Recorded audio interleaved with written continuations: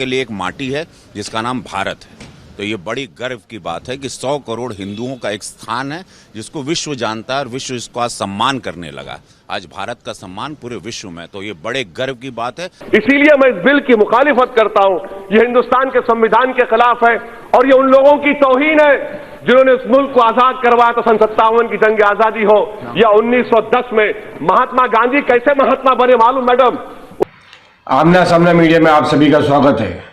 आइए हम आज बात करते हैं, कल जो पार्लियामेंट बिल पास हुआ है, सिटीजन अमेंडमेंट बिल 2019, अपोजिशन ने सख्त मुखालफत की इसकी, और उस मुखालफत को भाजपा के एक सांसद है रवि किशन, जो भोजपुरी फिल्मों के कलाकार हैं, जिनका काम नाचना गाना है, लेकिन इत्तेफाक से ये दुर्भाग्यपूर्ण बात है कि ऐसे लोग पार्लियामेंट में पहुंच गए जिनकी भाषा ये बताती है कि वो किसी ऐसे आईनी इदारे में बैठने काबिल नहीं है।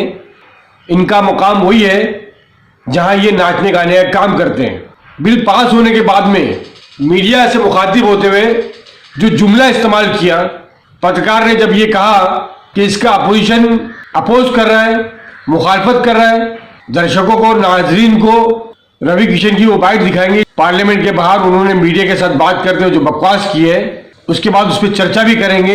हिंदुस्तान हिंदू राष्ट्र तो हम ये नहीं देखे 100 करोड़ हिंदू आबादी है, ऐसे ही हिंदू राष्ट्र है। 100 करोड़ हिंदू रहते हैं यहाँ। जब इतने सारे मुसलमान देश हैं, जब इतने सारे क्रिश्चियन देश हैं, तो ये 100 करोड़ का अगर हिंदू देश होता है, 100 करोड़ की आबादी मेजॉरिटी जहाँ पर है, तो ये हम लोगों के लिए एक अद्भुत बात है कि हम लोग का अस्तित्व, हम लोगों की पहचान, हम लोग की संस्कृति, संस्कार जीवित है। उस जीवित करने के लिए एक माटी है जिसका नाम भारत है। तो ये बड़ी गर्व की बात है कि 100 करोड़ हिंदुओं का एक स्थान है जिसको विश्व जानता है और विश्व इसका सम्मान करने लगा। आज भारत का सम्मान पूरे विश्व में, तो ये बड़े गर्व की बात है समस्त वो 100 करोड़ 130 करोड़ भारतवासियों के लिए। अगर ऐसा बिल पास होके, आज ये भारतीय जनता पार्टी जानी जाती है कि सारे अद्भुत बिल, सारे कड़े बिल और सारे कड़े नियम और जो कानून है, जो जिसको लग रहा था कि इम्पॉसिबल है, वो सब पारित हो रहे हैं। और हर हर महादेव, ये बहुत खुशी की बात है। अपोजिशन इसका विरोध कर रही है। ये पगलाए हुए हैं सब, उनको करने दो। रवि किशन ने कहा कि जो लोग मुखालफत कर रहे हैं वो पगलाए हुए हैं। रवि किशन को ये समझना होगा, पार्लियामेंट में जो अराकीन पार्लियामेंट बैठे हैं, उन्हें देश के करोड़ों वोटर्स ने, शहरियों ने चुनकर भेजा है। क्या वो देश के वोटर्स, वो शहरी पागल हैं कि जिन्होंने अपने सांसदों को पार्लियामेंट भेजा कि वो उनकी नुमाइंदगी करेंगे? रवि किशन ने उन सांसदों को पागल नहीं कहा, बल्कि करोड़ों हिंदुस्तानियों को पागल कहा है, जिसकी हम बहुत शदीद निंदा करते हैं, मुखालफत करते हैं। और अफसोस की बात यह है कि किसी मीडिया चैनल ने इस जुमले को, जो पागल एक लफ्ज जो है, पागल किसे कहा जाता है? पागल लफ्ज उसके लिए कहा जाता है कि जिसे दुनिया की सूझबूझ नहीं है, जिसे बात करने का सलीका ना हो। पागल लफ्ज का इस्तेमाल किसके लिए किया जाता है ये आप सब जानते हैं। और रवि किशन को अपनी हैसियत का अंदाजा होना चाहिए कि उनको ना देश के संविधान की मालूमात है और ना देश के संवैधानिक इदारों में बैठने का सलीका है। और यह आप अच्छी तरह से जानते हैं कि ये सरकार किस तरह से चुनकर आई है। भाजपा का कब्जा जो है आज मरकज में किस तरह हुआ है, क्या ये अवामी हुकूमत है, ये एक अलग बहस है। इस बहस में हम नहीं पढ़ना चाहते कि ये सरकार अवामी है या मशीनी सरकार है। ये एक लंबी बहस है जिस पर बहस हो चुकी।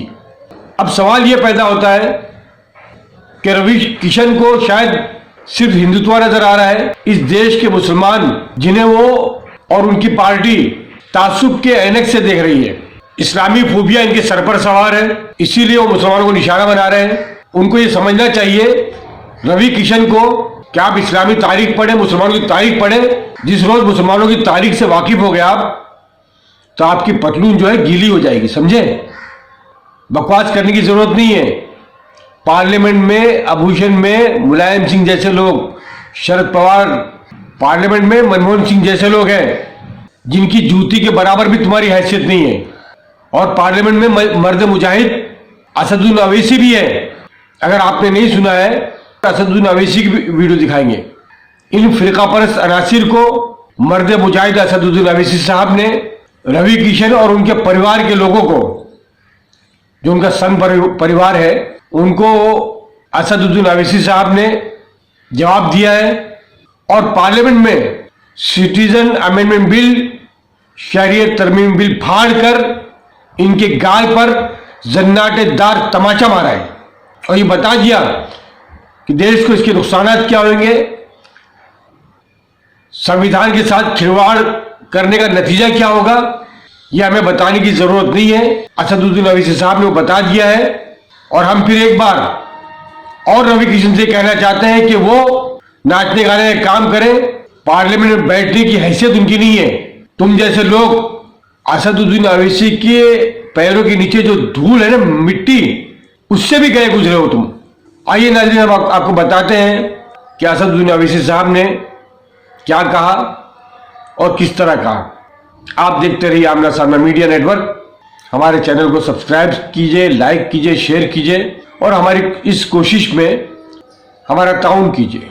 कैमरा पर्सन शाहीन पटेल के साथ आपका राशिद उद्दीन। जय हिंद, अल्लाह हाफिज। कि जब हमने संविधान को बनाया था, जब बन रहा था संविधान, और उस वक्त में इस वक्त में कितनी गिरावट हो गई है, ज़हनी तौर पर, अखलाकी तौर पर, तहजीबी तौर पर, दिमागी तौर पर, नफ्सियाती तौर पर। जब संविधान का प्रियम्बल बन रहा था अक्टूबर 17, 1949 को मैडम, तो उस वक्त के.एम. पाठक रुकन थे कॉन्स्टिट्यूएंट असेंबली के। उन्होंने कहा था कि प्रियम्बल की शुरुआत भगवान के नाम से होगी या खुदा के नाम से होगी। आपको जानकर हैरत होगी कि राजेंद्र प्रसाद साहब ने जाकर कहा कि नहीं, संविधान की शुरुआत भगवान या खुदा के नाम से नहीं हो सकती।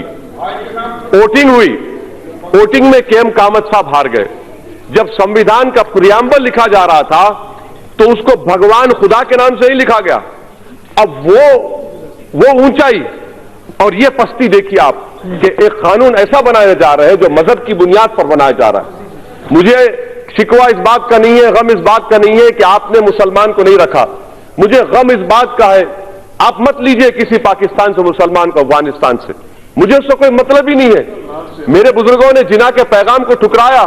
हमने मौलाना अबुल कलाम आजाद के उस जुमले को यकीन किया कि इस्लाम का इस मुल्क से 1000 साल का ताल्लुक और हिंदुइज्म का 4000 साल का ताल्लुक है। मुझे गम इस बात का है कि आज हुकूमत को, जिसने संविधान पर ओथ लिया, आज इस्लाम से, मुसलमानों से इतनी नफरत क्यों? आखिर क्या है? हम इंसान हैं, इस मुल्क के बाइज्जत शहरी है। आखिर इस नफरत का, इस डिस्क्रिमिनेशन की वजह क्या है आप में?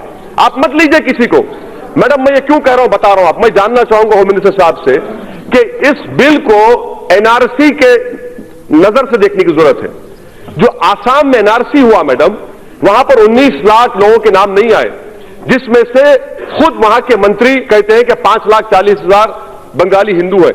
मैं होम मिनिस्टर जानना चाह रहा हूं कि सेक्शन 5 के तहत, ये जो सेक्शन है ना मैडम, सेक्शन 6A के तहत जितने बंगाली हिंदू हैं उन पर जो मुकदमा चलेगा वो अबेट हो जाएगा।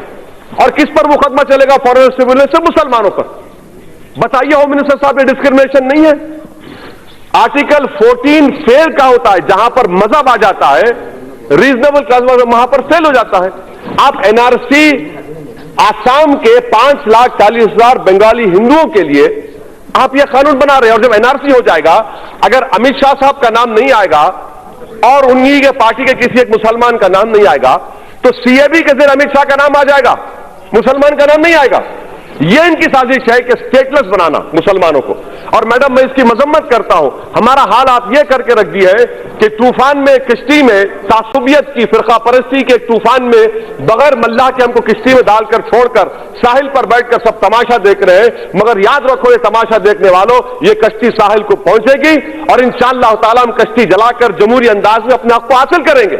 ये ऐवान को समझने की जरूरत है। तीसरी बात मैडम, जो मैं आपके सामने रखना चाहूंगा कि PoK, sir PoK, home minister साहब अब यह क्यों भूल जाते हैं कि 1/3 एरिया हिंदुस्तान का चीन में है? आप डर रहे हैं क्योंकि कल अगर दलाई लामा मर जाएंगे, नया दलाई लामा आएगा, तो आप उसके लिए रोक रहे हैं। क्या तिब्बत के लोगों में मुसलमान नहीं है? क्यों नहीं देते आप दलाई लामा? आप इंतजार कर रहे हैं मैडम, यही तो हम पूछ रहे हैं, चीन के बारे में क्यों नहीं रखते आप? क्यों डर रहे चीन से आप? 1/3 एरिया चीन, भारत का चीन में है, और खुद होम मिनिस्टर ने कहा था एक्साइज चीन पर नहीं छोड़ेंगे, आज आप छोड़ दिए। इतना क्यों डरते चीन से आप? चौथी बात मैडम, क्या हमारे होम मिनिस्टर साहब जानते हैं टाइगर सिद्दीकी कौन था? टाइगर सिद्दीकी वो शख्स था जिसको हिंदुस्तान में हमने पनाह दी, मुक्ति वाहिनी बनाई और बांग्लादेश बना। अगर ये लोग सरकार में होते तो टाइगर सिद्दीकी कभी नहीं बनाता मुक्ति वाहिनी को। और भाई पांचवी बात मैडम, अफगानिस्तान की बात कर रहे हैं, यकीनन आप जानते हैं तालिबान आएगा। जब तालिबान आएगा तो आपको जरूरत है हजारा की, ताजिक की, आपको जरूरत है भारत में, ताकि हम स्ट्रेटेजिक कंट्रोल कर सके। मगर आपके कानून की वजह से आप उन तमाम ताजिक को, उज्बेक को, तालिबान जो हुकूमत करेगा अफगानिस्तान में, आपका तो काट चला गया। ये आपकी सोच है, ये आपका विजन है। मुझे उम्मीद नहीं थी कि इतना बड़ा ब्लंडर स्ट्रेटेजिक सिक्योरिटी के एंगल से आप लोग करेंगे। अफगानिस्तान में सिख है, मैं जानता हूं, तालिबान के जमाने में होम मिनिस्टर साहब जानते हैं कि करेंसी का पूरा मामला सिखों के पास था, आज भी उन्हीं के पास है। और क्या गारंटी ले रहे होम मिनिस्टर साहब कि पाकिस्तान को ना हिंदुस्तान के हिंदुओं से मतलब है, ना पाकिस्तान से मतलब है, वो घुसाएगा यहां पर, आप कैसे रोकेंगे? और क्या आप बताएंगे मैडम कि कितने लोग हैं जिनको आप सिटीजनशिप देने जा रहे हैं? नंबर बताइए, स्टेट वाइज बताइए, कहो कह रहे हैं मैडम। और एक बात, ये कानून जो बनाया जा रहा है इसलिए बनाया जा रहा है कि दोबारा पार्टीशन हो। ये कानून तो हिटलर के उस कानून से ही बदतर है, उस कानून से ही बदतर है। कहां लाकर छोड़ दिए भारत को आप? अगर आपने संविधान पर किया था, हम मुसलमानों का गुनाह क्या है? क्या मुसलमान है? मुझे पाकिस्तान से मत लीजिए, अफगानिस्तान से मत लीजिए, मगर इस्लाम के ताल्लुक से, मुसलमानों के ताल्लुक से इस ऐवान को सोचना पड़ेगा। आप जो मैसेज दे रहे हैं, आपकी वजह से पॉलिटिकल मार्जिनाइजेशन हो गया मुसलमानों का। आप तो उनको दबा रहे हैं, उनके सीने पर पैर रखकर आप कह रहे हैं कि अब तो इस मुल्क का बाइज़्ज़त शहरी नहीं बल्कि तो स्टेटलेस बनाया जाएगा। इसीलिए मैं कह रहा हूं मैडम कि ये एक और एक पार्टीशन होने जा रहा है। मैडम, मैं आपको कहना चाह रहा हूं, अंग्रेजी में कहावत है कि those who do not learn from history are condemned to be repeated. Sri Lanka के 10 लाख तमिलियंस मद्रास में, तमिलनाडु में है, हिंदू नहीं है क्या? खत्म करो। नेपाल में मधेसी नहीं, हिंदू नहीं है, बताइए। अच्छा मैडम, ये होम मिनिस्टर साहब बता दीजिए कि म्यांमार में काचिन, अरहकान, अरे चंद साल तक ऑल इंडिया रेडियो पर काचिन का रेडियो सर्विस चलता था। ये चिन लोग क्रिश्चियन है म्यांमार के, आप इंतजार कर रहे हैं, क्या इंतजार कर रहे हैं? कौन सा स्ट्रेटेजी आपकी? हर एतबार से फेलियर साबित होगा मैडम। इसीलिए मैं इस बिल की मुखालिफत करता हूं। यह हिंदुस्तान के संविधान के खिलाफ है और ये उन लोगों की तौहीन है जिन्होंने इस मुल्क को आजाद करवाया तो 57 की जंग आजादी हो या 1910 में। महात्मा गांधी कैसे महात्मा बने मालूम मैडम? उन्होंने साउथ अफ्रीका के नेशनल रजिस्टर कार्ड को फाड़ दिया था, जला दिया था। इसीलिए जब महात्मा ने फाड़ा, मैं इस बिल को फाड़ता हूं। यह हिंदुस्तान को तोड़ने की कोशिश कर रहा है। ये निकाल दीजिएगा, इससे निकाल दीजिएगा, ये निकाल दीजिएगा, रविशंकर जी को बुला दीजिए। आप तो इसे निकाल दीजिएगा। ये अपमान। माननीय सांसद सुखबीर सिंह बादल जी, गंभीर विषय सुना। परंपरा है, आप इस तरह से बिल को फाड़ेंगे। बड़ी सांसद है, ये घोर भ्रष्टाचार कार्यक्रम है, इनकी निंदा करके इसको बाहर निकाला जाए। निकाल दीजिए।